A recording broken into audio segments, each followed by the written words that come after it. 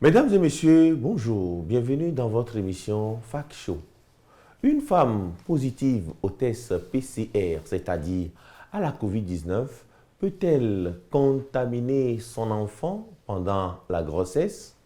Voilà ainsi formulée une préoccupation par les uns et les autres sur les réseaux sociaux. Pour en parler, nous avons invité le docteur Kofi Ebenezer Agbetiafan, directeur préfectoral de la santé Golfe, et Mme Sika Nyaniko, coordinatrice de Togo Tchèque, qui nous livrera les recherches effectuées sur la question. Madame Sika Nyaniko, bonjour. Docteur Agbetiafan, bonjour. Bonjour Bruno.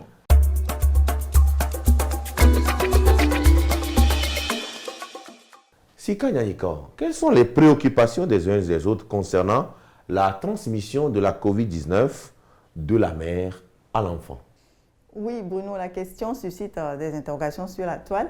Les internautes se demandent si la transmission par voie fœtale est possible ou pas, d'autant plus que ce mode de transmission n'a pas été communiqué par les autorités sanitaires.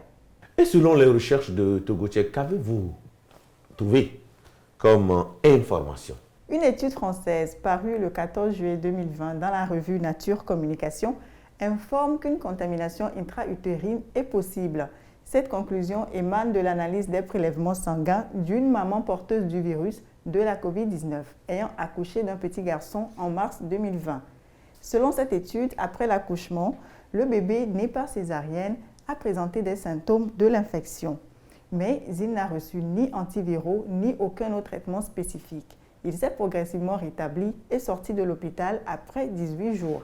Christelle Volou-Felous, virologue et co-auteur de la même étude, précise, je cite, « Il s'agit d'un cas isolé pour lequel nous avons pu prouver la présence du virus dans différents compartiments maternels et néonataux.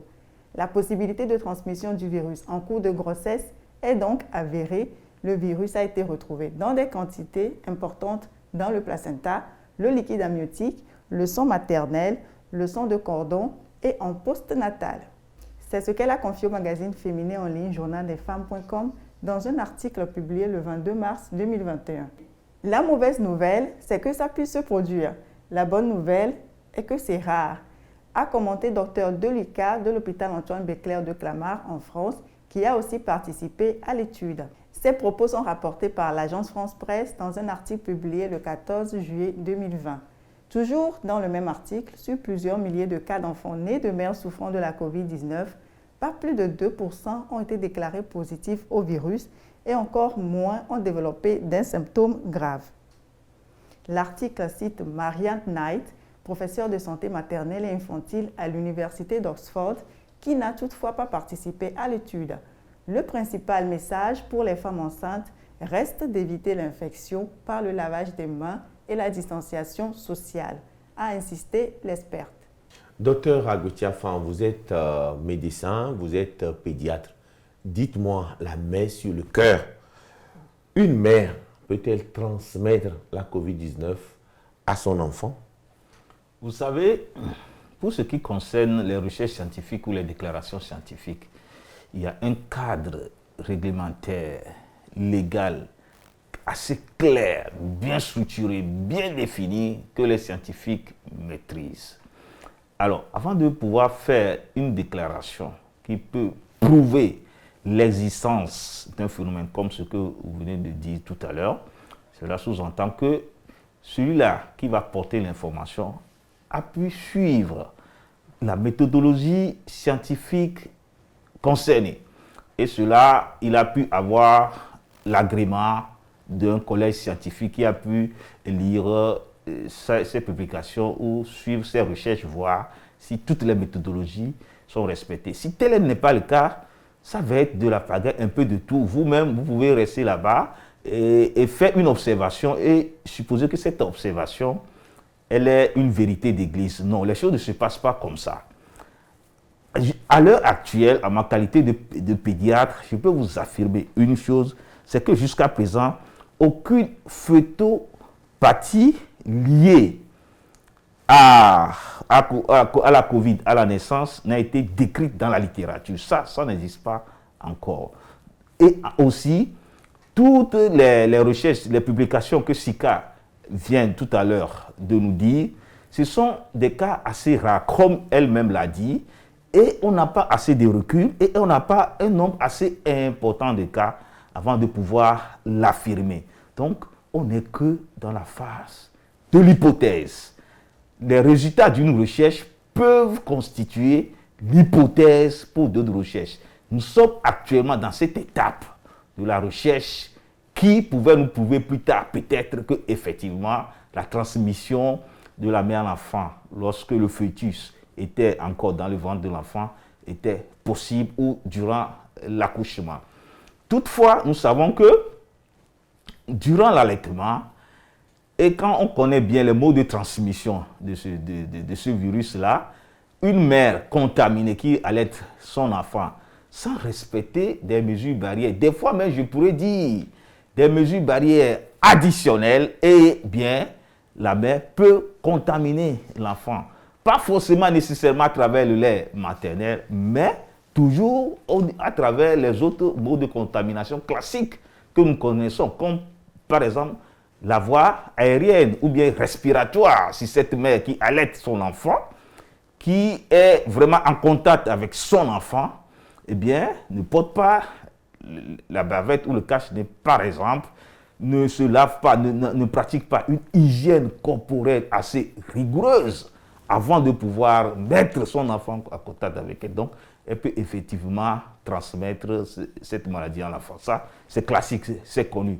Maintenant, la transmission fœtale, lorsque l'enfant était dans le ventre ou durant l'accouchement, les données dont nous disposons sont encore très infimes pour qu'on puisse tirer une conclusion assez claire et assez nette.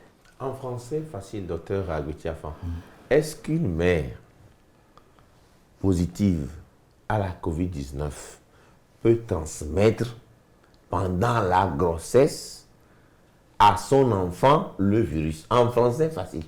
Pour le moment, les preuves concrètes n'ont pas été prouvées que depuis l'intérieur, la mère peut transmettre le virus à l'enfant. Il y a quelques cas de naissance d'enfants portant le virus, ça c'est connu.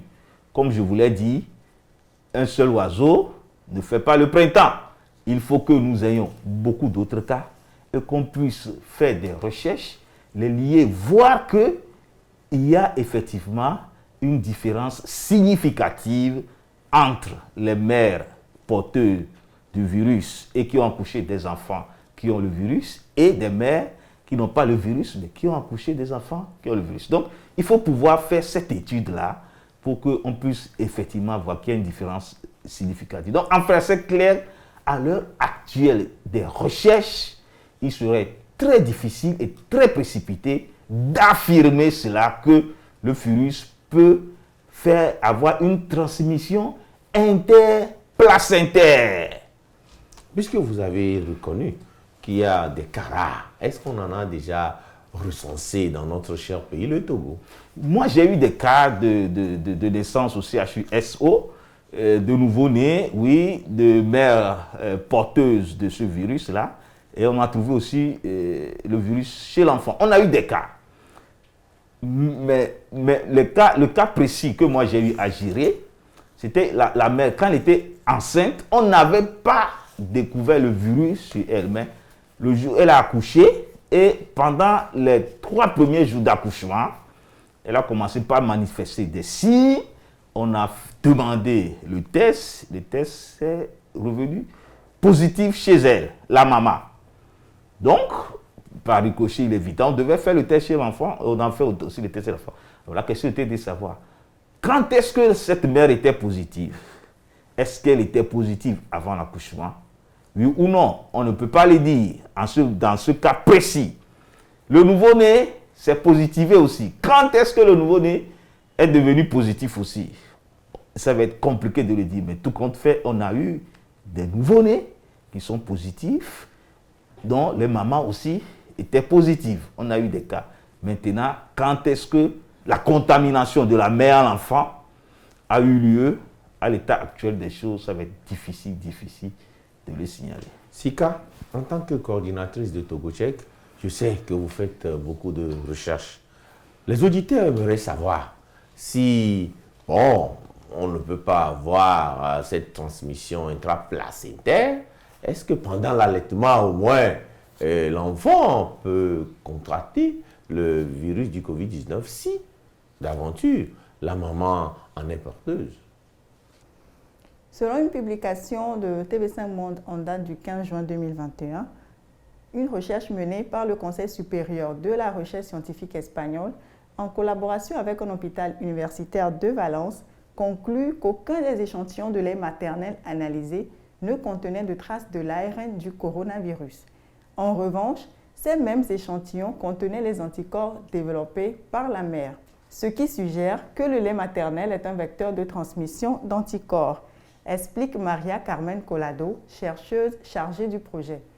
Ces résultats soulignent qu'il est important de recommander l'allaitement maternel de façon systématique dans tous les cas où la mère a peu ou pas de symptômes, estime Cecilia Martinez-Costa du service de pédiatrie de l'hôpital Clínico de Valence. Et ces constats rejoignent les résultats d'une précédente étude menée aux États-Unis selon laquelle l'infection par la COVID-19 chez la mère ne doit pas être un obstacle à l'allaitement. Au-delà d'une transmission possible d'immunité naturelle chez les mères qui allaitent, la vaccination anti-COVID-19 pourrait également fournir une protection aux bébés. Les pédiatres de l'Université Washington révèlent dans le Journal of Obstetrics and Gynecology une augmentation majeure des anticorps COVID-19 dans le lait maternel après la vaccination. Les recherches nous ont également dirigés vers un document publié par l'OMS le 12 mai 2020 sur l'allaitement et la COVID-19 qui informait que le virus infectieux de la COVID-19 n'a pas été détecté dans le lait maternel des mères atteintes d'une COVID-19 confirmée ou présumée. Il semble donc peu probable que la COVID-19 soit transmise par l'allaitement ou par l'administration de lait maternel provenant d'une mère confirmée ou suspectée atteinte de COVID-19. Les chercheurs continuent de tester le lait maternel issu de ces mères. Selon l'OMS, il existe des données scientifiques de grande qualité montrant que l'allaitement réduit la mortalité néonatale, infantile et juvénile, y compris dans les milieux aisés, et qu'il améliore la santé et le développement tout au long de la vie dans tous les contextes géographiques et économiques. Pendant l'allaitement, la mère doit toujours appliquer les mesures d'hygiène appropriées, notamment le port de masque médical si elle en dispose, afin de réduire la projection éventuelle de gouttelettes contenant le virus de la COVID-19 sur son nourrisson, a insisté l'OMS. Et docteur, est-ce que vous avez des compléments à apporter aux recherches effectuées par Togocek? Ce ne peut être que des redites et félicitations à Togocek. J'étais ému, très fasciné. À voir Sika parler, je me disais être en face d'un de mes professeurs parce que tout est clair là-bas. C'est un peu ce que j'avais dit tout à l'heure. Une mère positive à la COVID-19 peut valablement allaiter son enfant. Seulement qu'elle doit faire très attention à l'application stricte et rigoureuse des mesures barrières. Et surtout l'hygiène corporelle, parce que la mère qui allaite doit être étroitement en contact. Ce que nous refusons doit être étroitement en contact avec son enfant. Dans ce moment précis, il faut qu'elle s'assure que son corps est bien lavé, bien propre, sans aucun virus. C'est pour ça que je dis, pour elle, l'hygiène corporelle est doublement, triplement plus important que pour le citoyen lambda, pour nous les autres. Et éventuellement aussi, elle doit porter forcément le masque avant de pouvoir allaiter son enfant. En pédagogie, on dit que la répétition est l'art de la pédagogie. Pouvez-vous nous rappeler les mots de contamination à ce fichu virus de la COVID-19? Oui, essentiellement, nous avons la contamination par voie respiratoire, donc à travers le nez, à travers la bouche, nous pouvons l'avoir. Nous avons la contamination par contact. Le contact, ça peut être des objets déjà contaminés. Une surface, par exemple, une bouteille, par exemple, d'autres objets qu'on tient peut être source de contamination. Ou bien, une personne déjà contaminée qui a le virus et qu'on embrasse ou bien qu'on touche aussi peut nous permettre d'être contaminés. C'est pour ça qu'on nous demande de faire quoi? La distanciation physique. Il faut qu'il y ait un espace assez raisonnable 1 mètre minimum entre nous pour éviter la contamination. Les lieux clos aussi sont quand même des endroits où le risque de contamination est élevé et surtout si nous sommes regroupés beaucoup dans un endroit non aéré aussi, nous risquons beaucoup de se faire contaminer. Donc, entre autres, je peux citer ces quelques facteurs de contamination principaux aux téléspectateurs. Il serait bien de nous rappeler aussi les mesures barrières.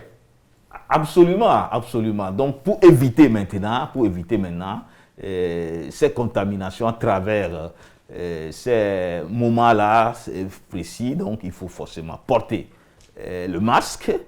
À chaque fois qu'on est en contact avec quelqu'un, il faut se laver régulièrement les mains, éviter de toucher un malade, toucher même une personne qui est en bonne santé, parce que la grande majorité de ceux qui ont le virus ne présentent aucun signe. Ça, il faut le rappeler. Utiliser le gel hydroalcoolique, l'avoir sur soi. Le gel hydroalcoolique aujourd'hui est devenu un élément indispensable que nous devons avoir sur nous, comme notre téléphone portable. C'est difficile maintenant de sortir, d'aller quelque part sans son téléphone. On a l'impression qu'on est diminué de quelque chose. Il faut que nous ayons le même sentiment maintenant avec le gel. Prenez un petit flacon de quelques millilitres de gel sur vous à chaque fois et remplissez, reconditionnez avant de sortir. Aujourd'hui, quelqu'un qui sort sans son gel maintenant, il est diminué un peu. Là, il faut le rappeler, il faut rappeler à tout le monde que le gel hydroalcoolique est un élément très important. Lorsqu'on veut tousser dans le creux de coude ou bien dans un papier mouchoir jetable. Éviter d'utiliser, par exemple, les serviettes à plusieurs usages avant de le laver. Si, par exemple, on veut éternuer aussi, ou tousser, comme je l'ai dit tout à l'heure, c'est toujours dans le creux du coude. Bon, voilà, entre autres, quelques mesures barrières que je pouvais citer pour nous permettre d'éviter cette maladie-là. Maintenant, la meilleure stratégie d'appui ou l'une des stratégies les meilleures que l'OMS aussi nous a préconisées, c'est ça qui est la vaccination. Aujourd'hui, les mesures barrières seules ne suffisent pas parce qu'il se peut que des fois, par mégarde, on puisse oublier certaines choses. Donc, il faut forcément que nous nous vaccinons complètement. Il y a plusieurs types de vaccins. Certains vaccins qu'il faut faire 2 doses, d'autres 1 seule dose. Nous avons tous ces types de vaccins au Togo, sur le territoire national. Eh bien, quelqu'un qui ne se serait pas vacciné maintenant, il faut que cette personne sache qu'elle n'est pas protégée. Donc, nous devons nous faire vacciner et continuer par utiliser des mesures barrières. Nous arrivons à la fin de ce Fact Show. Je lui dis merci. Merci au docteur Kofi Ebenezer Agbetiafan, directeur préfectoral de la santé Golfe. Merci aussi à Sika Nyaniko, coordinatrice de la plateforme de vérification des informations Togo-Tchèque. Merci aussi à vous, auditeurs, qui êtes toujours scotchés à cette émission de Fact Show. Portez-vous bien.